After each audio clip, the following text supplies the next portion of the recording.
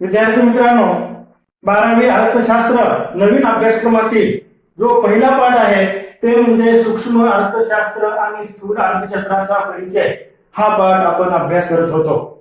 या पाठाचा अभ्यास करत असताना अर्थशास्त्राचं या विषयाचं एक आकलन होण्यासाठी, हा विषय समजून घेण्यासाठी या विषयाचे मुख्य 2 शाखेमध्ये विभागणी केली जाते किंवा 2 शाखेमध्ये त्याचं वर्गीकरण केलं जातं. त्यामध्ये आपण पाहतो, पहिली शाखा जर आपण पाहिली तर सूक्ष्म अर्थशास्त्र आणि दुसरी शाखा आहे ते म्हणजे स्थूल अर्थशास्त्र. आपण गेल्या काही व्हिडिओमध्ये सूक्ष्म अर्थशास्त्र ही जी पहिली शाखा आहे या शाखेचा आपण अभ्यास केलेला आहे. सूक्ष्म अर्थशास्त्राचा अर्थ, सूक्ष्म अर्थशास्त्राची व्याख्या, सूक्ष्म अर्थशास्त्राची ऐतिहासिक वाटचाल, सूक्ष्म अर्थशास्त्राची व्याप्ती, त्याची वैशिष्ट्ये, त्याचे महत्व इत्यादी सूक्ष्मलक्षी अर्थशास्त्र या शाखेचा आपण या अगोदरच्या व्हिडिओमध्ये अभ्यास केलेला आहे. विद्यार्थी मित्रांनो, आता आपल्याला आजच्या व्हिडिओमध्ये अर्थशास्त्र या विषयाची जी दुसरी शाखा आहे ती शाखा म्हणजे स्थूल अर्थशास्त्र या शाखेचा आपल्याला अभ्यास करायचा आहे. स्थूल अर्थशास्त्र या शाखेचा अभ्यास करत असताना प्रथमतः आपण स्थूल अर्थशास्त्राचा अर्थ समजून घेऊया. स्थूल अर्थशास्त्र या शाखेला समग्रलक्षी अर्थशास्त्र असेही म्हटले जाते, त्याचबरोबर समष्टी अर्थशास्त्र असेही म्हटले जाते आणि स्थूल अर्थशास्त्राला इंग्रजीमध्ये मॅक्रो इकॉनॉमिक्स असे म्हणतात. आता मॅक्रो हा जो शब्द आहे, हा मॅक्रो शब्द मॅक्रोज या ग्रीक शब्दापासून तयार झालेला आहे. या मॅक्रोज या ग्रीक शब्दापासून मॅक्रो या इंग्रजी शब्दाची उत्पत्ती झालेली आहे. मग मॅक्रोज MAKROS मॅक्रोज या शब्दाचा अर्थ काय होतो? मोठा घटक, समग्र घटक, स्थूल घटक असा त्याचा अर्थ होतो. म्हणजे स्थूल अर्थशास्त्र हे मोठ्या घटकांचा अभ्यास करते, समग्र घटकांचा अभ्यास करते असा त्याचा अर्थ होतो. उदाहरणार्थ, राष्ट्रीय उत्पन्न, एकूण रोजगार, एकूण मागणी, एकूण पुरवठा, एकूण बचत, एकूण गुंतवणूक, सर्वसाधारण किंमत पातळी, त्याचबरोबर व्यापार चक्राचे सिद्धांत असतील, आंतरराष्ट्रीय व्यापारावरील सिद्धांत असतील, अशा स्वरूपाच्या समग्र घटकांचा अभ्यास ज्या शाखेमध्ये केला जातो त्याला स्थूल अर्थशास्त्र असे म्हणतात. असं आपल्याला स्थूल अर्थशास्त्राचा अर्थ सांगता येईल. आणि स्थूल अर्थशास्त्राचा अर्थ पाहिल्यानंतर आता आपल्याला स्थूल अर्थशास्त्राच्या काही तज्ञांनी व्याख्या केलेल्या आहेत. तशा स्थूल अर्थशास्त्राच्या अनेक व्याख्या केलेल्या आहेत, परंतु त्यापैकी आपण प्राथमिक स्वरूपामध्ये काही व्याख्या पाहणार आहोत. त्यापैकी पहिली व्याख्या आहे प्राध्यापक केनेथ बोल्डिंग यांनी स्थूल अर्थशास्त्राची व्याख्या केलेली आहे. ती व्याख्या अशा स्वरूपाची आहे. प्राध्यापक केनेथ बोल्डिंग यांनी स्थूल अर्थशास्त्राची व्याख्या करण्याचा प्रयत्न केलेला आहे. ते म्हणजे स्थूल अर्थशास्त्राचा संबंध वैयक्तिक परिमाणाशी नाही तर परिमाणाच्या समग्राशी येतो. वैयक्तिक उत्पन्नाशी नाही तर राष्ट्रीय उत्पन्नाशी येतो. वैयक्तिक किमतीशी नाही तर सर्वसाधारण किंमत पातळीशी येतो. वैयक्तिक उत्पादनाशी नाही तर राष्ट्रीय उत्पादनाशी संबंध येतो. अशा स्वरूपाची व्याख्या करण्याचा प्रयत्न प्राध्यापक केनेथ बोल्डिंग यांनी करण्याचा प्रयत्न केलेला आहे. आणि अशा पद्धतीने आपण पाहतो, प्राध्यापक केनेथ बोल्डिंग यांनी स्थूल अर्थशास्त्र या शाखेची व्याख्या केल्यानंतर या स्थूल अर्थशास्त्र ही जी शाखा आहे त्या शाखेची दुसरी व्याख्या प्राध्यापक JL हॅन्सन यांनी करण्याचा प्रयत्न केलेला आहे.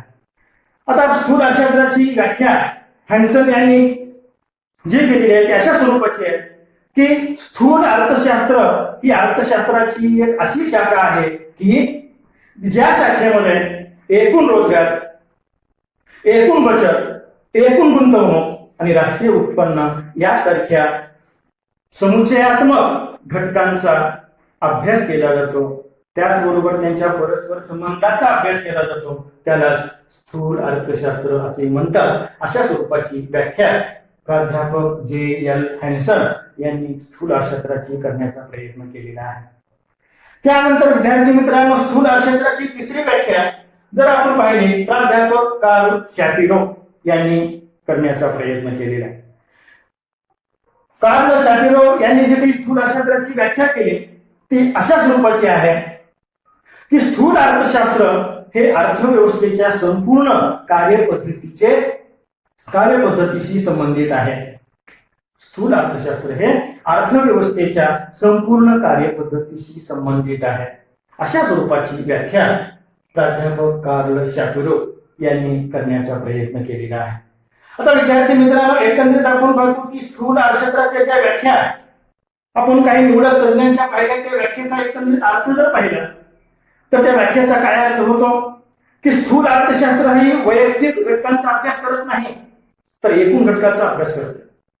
स्थूल अर्थशास्त्र वैयक्तिक किमतीचा अभ्यास करत नाही, सर्वसाधारण किमतीचा अभ्यास, एकूण ज्या वस्तू आहेत एकूण वस्तूंच्या किमतीचा अभ्यास केला जातो.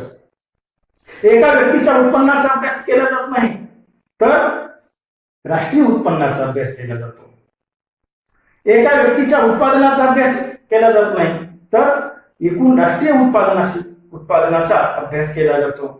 अशा पद्धतीने आपण पाहतो की स्थूल अर्थशास्त्र ही शाखा ही कोणत्याही वैयक्तिक आर्थिक घटकाचा अभ्यास करत नाही तर एकूण समग्र घटकांचा अभ्यास स्थूल अर्थशास्त्र या शाखेमध्ये केला जातो. अशा स्वरूपाच्या एकंदरीत जे काही तज्ञांनी व्याख्या केलेल्या आहेत त्या व्याख्येचा अर्थ होतो. आणि एकंदरीत स्थूल अर्थशास्त्राच्या व्याख्या अभ्यासल्यानंतर मित्रांनो, स्थूल अर्थशास्त्राचा अर्थ आणि स्थूल अर्थशास्त्राच्या व्याख्या या अभ्यासल्यानंतर स्थूल अर्थशास्त्राची व्याप्ती या घटकांचा अभ्यास करायचा आहे. आता स्थूल अर्थशास्त्राची व्याप्ती म्हणजे काय की स्थूल अर्थशास्त्र या शाखेमध्ये कोणत्या घटकांचा अभ्यास केला जातो आणि कोणत्या घटकांचा अभ्यास केला जात नाही याचा जे काही अभ्यास करायचा आहे त्यालाच स्थूल अर्थशास्त्राची व्याप्ती असं म्हणता येईल. आता स्थूल अर्थशास्त्राची व्याप्ती पाहत असताना त्याची पहिल्या व्याप्तीचा आपल्याला एकंदरीत मुद्दा सांगता येईल ते म्हणजे उत्पन्न व रोजगार सिद्धांत. आता विद्यार्थी मित्रांनो, जसं आपण सूक्ष्मदर्शी अर्थशास्त्राची व्याप्ती पाहिली, ती व्याप्ती पाहत असताना सूक्ष्म अर्थशास्त्राला किंमत सिद्धांत किंवा मूल्य सिद्धांत म्हणून ओळखले जातं. अगदी त्या पद्धतीने या ठिकाणी सुद्धा स्थूल अर्थशास्त्राला उत्पन्न व रोजगार सिद्धांत म्हणून ओळखले जातं. आणि म्हणून एकंदरीत स्थूल अर्थशास्त्रामध्ये व्याप्तीमध्ये आपल्याला पहिला मुद्दा सांगता येईल ते म्हणजे उत्पन्न व रोजगार सिद्धांत. आता राष्ट्रीय उत्पन्न व रोजगार पातळी यांच्या निश्चितीचे विश्लेषण या शाखेमध्ये केले जातं. तर राष्ट्रीय उत्पन्न म्हणजे काय की एका वर्षाच्या कालावधीत देशात उत्पादित झालेल्या अंतिम वस्तू आणि सेवांचे बाजारभावानुसार केलेले पैशातील मूल्य म्हणजे राष्ट्रीय उत्पन्न होय. आणि हे जे राष्ट्रीय उत्पन्न आहे हे राष्ट्रीय उत्पन्न कसे निश्चित केले जाते त्या संदर्भामध्ये आपण पाहतो की राष्ट्रीय उत्पन्न मोजण्याच्या पद्धती सुद्धा आहे. राष्ट्रीय उत्पन्न हे उत्पादन पद्धतीने मोजले जाते. राष्ट्रीय उत्पन्न पद्धतीने किंवा घटक खर्चानुसार राष्ट्रीय उत्पन्न मोजण्याची पद्धत आहे. त्यानंतर तिसरी पद्धत आहे एकूण खर्च पद्धती. या तीन पद्धतीच्या सगळ्यांनी राष्ट्रीय उत्पन्न मोजले जाते. आणि राष्ट्रीय उत्पन्न मोजत असताना त्याची राष्ट्रीय उत्पन्न निश्चित करत असताना अनेक तज्ञांनी त्याचे एकंदरीत प्रारूपे मांडलेले, अनेक सिद्धांत मांडलेले आणि त्याचं सुद्धा विवेचन स्थूल अर्थशास्त्र या शाखेमध्ये केले जातं. आता एकंदरीत आपण पाहतो की रोजगार कसा निश्चित केला जातो. एकंदरीत आपण पाहतो स्थूल अर्थशास्त्र या शाखेमध्ये अभ्यासत असताना रोजगार सुद्धा कसा निश्चित केला जातो हे सुद्धा तितकंच महत्वाचं आहे. आणि रोजगार निश्चितीसाठी लॉर्ड केन्स हे एक अर्थतज्ञ आहेत आणि ते लॉर्ड केन्स यांनी पैसा, व्याज व रोजगार विषयक सिद्धांत हा 1936 मध्ये त्यांनी पुस्तक प्रकाशित केले. आणि या पुस्तकामध्ये त्यांनी एकंदरीत रोजगार कसा निश्चित होतो त्याचे विवेचन केलेले आहे. एकंदरीत आपण पाहतो एकूण मागणी फलन आणि एकूण पुरवठा फलन या दोन घटकांचा जेव्हा समतोल साधला जातो तेव्हा एक परिणामकारक मागणी निर्माण होते. आणि जेव्हा परिणामकारक मागणी निर्माण होते त्यावेळी उत्पादन निर्माण होते. उत्पादनातूनच उत्पन्नाची निर्मिती होते आणि त्या उत्पन्नातून एकंदरीत रोजगार निर्माण होतो, असं विश्लेषण, असे विवेचन लॉर्ड केन्स यांनी त्यांच्या पुस्तकामध्ये त्यांनी केलेलं आहे. अशा पद्धतीने आपण पाहतो की उत्पन्न व रोजगार सिद्धांत ही स्थूल अर्थशास्त्राची एकंदरीत आपल्याला व्याप्ती सांगता येईल. आता एकंदरीत आपण पाहतो उत्पन्न व रोजगार सिद्धांत, त्याचबरोबर उपभोग फलनाची सिद्धांत, गुंतवणूक सिद्धांत. त्याच्यानंतर आपण पाहतो की उत्पन्न व रोजगार सिद्धांताच्या संबंधीमध्ये व्यापार चक्राचे सिद्धांत आहेत. असे अनेक सिद्धांत अनेक तज्ञांनी त्याचं विवेचन केलेलं आहे, त्याचं विश्लेषण केलेलं आहे. ते सुद्धा स्थूल अर्थशास्त्र या शाखेमध्येच त्याचा समावेश होतो. हा एक अभ्यास विषय आपल्याला सांगता येईल. आता एकंदरीत आपण पाहतो की उपभोग फलनाचा सिद्धांत हा जो सिद्धांत आहे, हा सिद्धांत आपण पाहतो लॉर्ड केन्स यांनीच त्यांनी त्याचं विवेचन केलेलं आहे. उपभोग फलनाचा सिद्धांत की लॉर्ड केन्स यांचा की उपभोगाचा मानसशास्त्रीय सिद्धांत एक आहे आणि त्या सिद्धांताचं विवेचन सुद्धा आपण पाहतो या शाखेमध्ये केलं जातं. गुंतवणूक, देशाच्या भांडवली एकंदरीत भांडवली उत्पन्नामध्ये होणारी वाढ म्हणजेच गुंतवणूक असे म्हणता येईल. अशा पद्धतीने एकंदरीत आपण पाहतो व्यापार चक्राचे सिद्धांत असतील, त्याचंही विवेचन स्थूल अर्थशास्त्र या शाखेमध्ये केले जाते. त्यानंतर आपण पाहतो की स्थूल अर्थशास्त्राची व्याप्ती पाहत असताना दुसरी व्याप्ती आपल्याला सांगता येईल किंवा अभ्यास कशी सांगता येईल, ते म्हणजे सर्वसाधारण किंमत सिद्धांत व भाववाढ असं आपल्याला सांगता येईल. आता सर्वसाधारण किंमत सिद्धांत व भाववाढ, आता सर्वसाधारण किंमत पातळी किंवा सामान्य किंमत पातळी असं म्हणता येईल. तर अशा पद्धतीने आपण पाहतो सर्वसाधारण किंमत पातळी म्हणजे काय, एकंदरीत बाजारपेठेमध्ये की वस्तूच्या किमती अधिक जास्ती असू नये, वस्तूच्या किमती कमी असता कामा नये. एकंदरीत आपण पाहतो सामान्य व्यक्तीला परवडेल अशी किंमत बाजारपेठेमध्ये जेव्हा असते त्याला सर्वसाधारण किंमत अशी म्हटली जाते.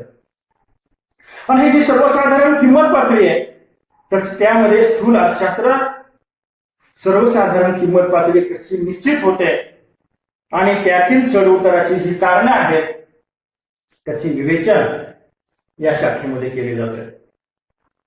आणि त्यानंतर आपण पाहतो की एकंदरीत बाजारपेठेमध्ये ज्या वस्तूंच्या किमती वाढतात त्याला एकंदरीत आपण भाववाढ म्हणतो. भाववाढीचे विवेचन स्थूल अर्थशास्त्र या शाखेमध्ये केले जाते. तर भाववाढ म्हणजे काय की जेव्हा आपण पाहतो की पैशाचे मूल्य कमी होते आणि वस्तूच्या किमती वाढतात त्याला भाववाढ असं म्हटलं जातं. मग ह्या भाववाढीची कारणं कोणती आहेत, भाववाढीचे परिणाम कोणते आहेत, त्याचाही अभ्यास स्थूल अर्थशास्त्र या शाखेमध्ये केला जातो. त्यानंतर भावघट किंवा मंदी, त्याचाही अभ्यास या शाखेमध्ये केला जातो. आता मंदी म्हणजे काय, आपण पाहतो की आज जगातील बहुतांश देश आर्थिक मंदीच्या गंभीर समस्येला सामोरे जातात. आणि जे काही आपण पाहतो जगामध्ये जे काही आर्थिक मंदी चालू आहे त्या मंदीचे कारण कोणते आहेत, त्या मंदीचे परिणाम कोणते आहेत, आणि एकंदरीत आपण पाहतो हे मंदी दूर करण्यासाठी, मंदी कमी करण्यासाठी शासनाला जे काही विविध आर्थिक धोरणं राबवावी लागतात, ते आर्थिक धोरणं राबवत असताना शासनाला जे काही उपाययोजना करावे लागतात त्या उपाययोजनाचा सुद्धा विवेचन समग्रलक्षी अर्थशास्त्र या शाखेमध्ये केला जातो. आता सरकार कोणती आर्थिक धोरणं राबवत असते, किंमत विषयक धोरण असेल, सार्वजनिक खर्च विषयक धोरण असेल, राजकोषीय धोरण असेल, मौद्रिक धोरण असेल, असे विविध प्रकारचे जे काही आर्थिक धोरणं आहेत ही धोरणांची आखणी करून आपण पाहतो एकंदरीत एक आर्थिक मंदी कमी करण्याचा प्रयत्न शासनाच्या माध्यमातून आणि आरबीआयच्या माध्यमातून केला जातो. त्याचं सुद्धा विवेचन समग्रलक्षी अर्थशास्त्र या शाखेमध्ये केले जाते. सर्वसाधारण किंमत सिद्धांत व भाववाढ हा पॉइंट झाल्यानंतर आर्थिक वृद्धी व विकासाचे सिद्धांत हा एक स्थूल अर्थशास्त्राची व्याप्ती आपल्याला सांगता येईल. आता आर्थिक वृद्धी म्हणजे काय, एखाद्या आर्थिक घटकामध्ये होणारी जी संख्यात्मक वाढ आहे म्हणजे राष्ट्रीय उत्पन्नामध्ये जे काही संख्यात्मक वाढ होते त्यालाच आर्थिक वृद्धी असं म्हणायचं. परंतु विद्यार्थी मित्रांनो, हे आर्थिक विकास ही व्यापक संकल्पना आहे. आता आर्थिक वृद्धी आणि विकास जर आपण पाहिलं तर आर्थिक वृद्धीपेक्षा आर्थिक विकास ही एक व्यापक संकल्पना आहे. तर आताच आपण पाहिलं की राष्ट्रीय उत्पन्नामध्ये होणारी जी संख्यात्मक वाढ आहे त्याला आर्थिक वृद्धी असं म्हणतो. परंतु विकास म्हणजे काय की आर्थिक वृद्धी बरोबर किंवा राष्ट्रीय उत्पन्नाच्या वाढी बरोबर जर लोकांचं राहणीमान वाढत असेल, जर रोजगार वाढत असेल, दारिद्र्य कमी होत असेल, आर्थिक विषमता कमी होत असेल तर त्याला म्हणायचं एकंदरीत आर्थिक विकास. अशा पद्धतीने आपण पाहतो की आर्थिक वृद्धी आणि आर्थिक विकास या संदर्भामध्ये सुद्धा अनेक तज्ञांनी सिद्धांत मांडलेले आहेत. म्हणून आपण पाहतो की स्थूल अर्थशास्त्रामध्ये जे आपण पाहतो की जी विकसित व विकसनशील देशातील आर्थिक वृद्धी विकासाच्या संदर्भामध्ये आपण पाहतो अनेक तज्ञांनी जे काही सिद्धांत मांडलेले आहेत आणि त्या विकासाचा समावेश समग्रलक्षी अर्थशास्त्र या शाखेमध्ये केला जातो. आता एकंदरीत आपण पाहतो प्राध्यापक हेरॉड व डोमर या अर्थशास्त्रज्ञांनी आर्थिक वृद्धी आणि आर्थिक विकासाचे सिद्धांत मांडले आणि जे सिद्धांत मांडले त्या सिद्धांतामध्ये त्यांनी की एकंदरीत आपण पाहतो आर्थिक वृद्धी आणि विकासाची कारण कोणती आहेत आणि एकंदरीत आपण पाहतो आर्थिक विकास कमी होण्याचे कारण कोणते आहे, त्याचे परिणाम कोणते, याचा विवेचन समग्रलक्षी अर्थशास्त्र या शाखेमध्ये त्यांनी केलेला आहे. त्याचबरोबर एकंदरीत पाहतो आपण आर्थिक वृद्धी आणि विकासाचा वेग वाढविण्यासाठी जे सरकारच्या माध्यमातून जे उपाययोजना केल्या जातात त्या उपाययोजनांचं सुद्धा आर्थिक विवेचन समग्रलक्षी अर्थशास्त्र या शाखेमध्ये केलं जातं. आणि अशा पद्धतीने आपण पाहतो की एकंदरीत अल्पविकसित देश असतील, जे दारिद्र्य असेल, आपण पाहतो अल्पविकसित आणि दारिद्र्य याची कारणं कोणती आहेत, त्याचे परिणाम कोणते आणि ते कमी करण्यासाठी त्याच्यावर उपाययोजना कोणत्या केल्या जातील त्याचाही अभ्यास स्थूल अर्थशास्त्र या शाखेमध्ये केला जातो. आणि म्हणून आर्थिक वृद्धी व विकासाचे सिद्धांत हे स्थूल अर्थशास्त्राची एक व्याप्ती आपल्याला सांगता येईल. त्याचबरोबर स्थूल अर्थशास्त्राची व्याप्ती किंवा अभ्यास विषयामध्ये एक शेवटचा पॉइंट आपल्याला सांगता येते म्हणजे विभाजनाचा समग्रलक्षी सिद्धांत. विभाजनाचा समग्रलक्षी सिद्धांत स्थूल अर्थशास्त्र या शाखेमध्ये एक आणखी एक महत्वाचा अभ्यास विषय आपल्याला सांगत असताना एकूण राष्ट्रीय उत्पन्नातील एकूण जे राष्ट्रीय उत्पन्न आहे त्या एकूण राष्ट्रीय उत्पन्नामध्ये जे काही आपण पाहतो उत्पादनाचे जे घटक आहेत भूमी, श्रम, भांडवल आणि संयोजन, ते उत्पादनाचे 4 घटक आहेत. त्या 4 घटकांना मिळणारे जे मोबदले आहेत, भूमीला खंड दिला जातो, श्रमिकाला वेतन मिळते, भांडवलाला व्याज मिळते आणि संयोजकाला नफा मिळतो. हे जे उत्पादनाचे 4 घटक आहेत खंड, वेतन, व्याज आणि नफा, एकंदरीत आपण पाहतो की एकूण राष्ट्रीय उत्पन्नामध्ये खंड, वेतन, व्याज व नफा त्यांचा एकंदरीत सापेक्ष वाटा कसा निश्चित केला जातो त्याचेही विवेचन समग्रलक्षी अर्थशास्त्र या शाखेमध्ये केले जाते. ही एक व्याप्ती आपल्याला सांगता येईल. आणि एकंदरीत आपण पाहतो खंड, वेतन, व्याज आणि नफा त्याचा राष्ट्रीय उत्पन्नामध्ये त्याचा वाटा कसा निश्चित केला जातो त्या संदर्भामध्ये अनेक तज्ञांनी सिद्धांत मांडलेले आहेत. प्राध्यापक रिकार्डो असतील, कार्ल मार्क्स असतील यांनी खंडविषयक सिद्धांत मांडला, व्याजाचे सिद्धांत मांडले. त्यानंतर प्राध्यापक कॅलेकी व कॅलडॉर यांनी सुद्धा वेतन आणि नफ्याच्या संदर्भामध्ये सिद्धांत मांडलेले आहेत. आणि एकंदरीत हे जे सिद्धांत आहेत त्या सिद्धांताचं विवेचन सुद्धा स्थूल अर्थशास्त्र या शाखेमध्ये केले जाते.